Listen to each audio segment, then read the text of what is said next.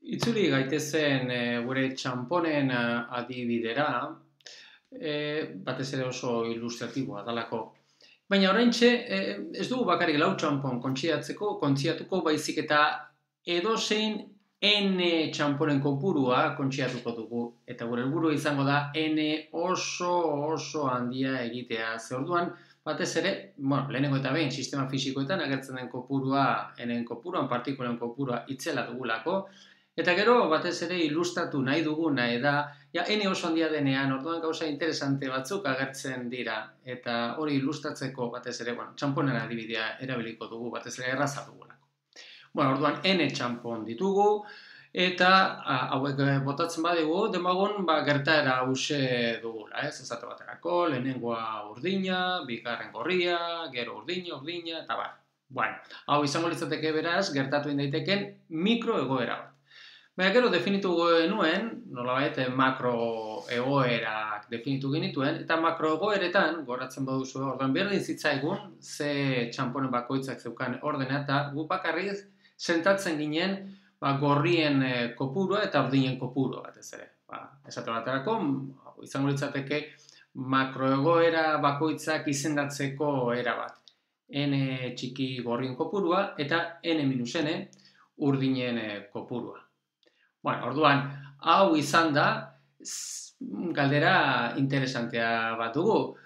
Zein da makroegoera bakoitzak dituen mikroegoeren kopurua, hori oso kantitate interesantea izango dugu. Lehen aztertu genuen, lau txamponen kasuan aztertu genuen, nola zeintzuk ziren, zenbat ziren, ez? Makroegoera bakoitzean agertzen ziren mikroegoeren kopurua. Gauza bera egin nahi dugu, baina kasu honetan edozein N-erako. Horretarako, segin behar dugu.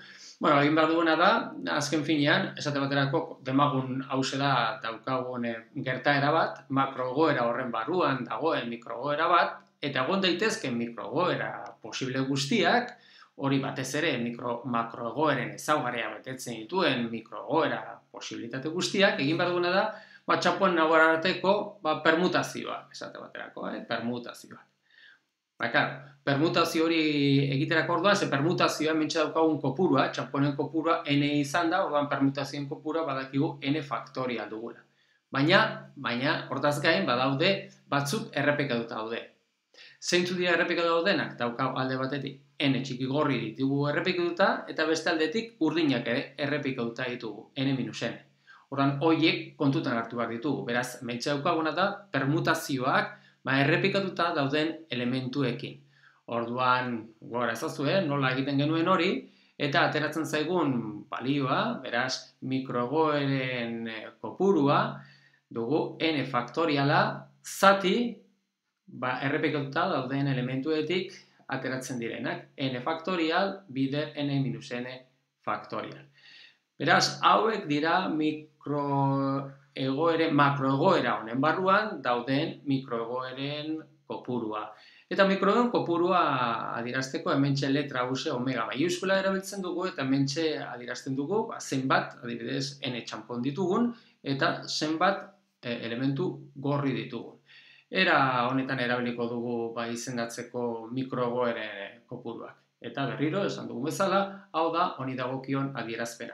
Eta mikroegoera, makroegoera bakoitzari dagokion mikroegoeren kopurua oso interesantea izango da. Ze, klaro, mikroegoera bakoitzak gertatzeko probabilitatea berdina da. Baina makroegoera guztiek ez dute izango probabilitate berdina, ezta? Zergatik, makroegoera bakoitzak izango dituen mikroegoera kopurua diferente dalako. Horan, zein da probabilitate handiena izango duen makroegoera? Probabilitate handiena duena. Horren atzean joateko, honekin lotutako probabilitatea, beraz, mikroegoeren kopuruarekin lotutako probabilitate bat definituko dugu, hurrengoan.